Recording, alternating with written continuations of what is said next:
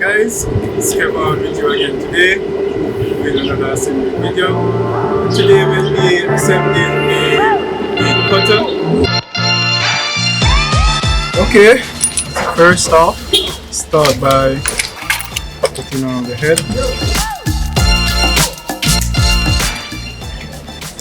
And secondly, moving on to the guard.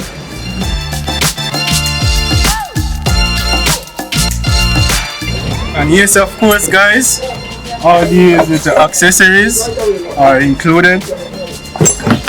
So your assembly process should be very simple. Moving on to the handles. If you're a right-handed person, well, of course you put the trigger to the right. Remember guys, come get yours today. You can visit us in store or online at gwpga.com.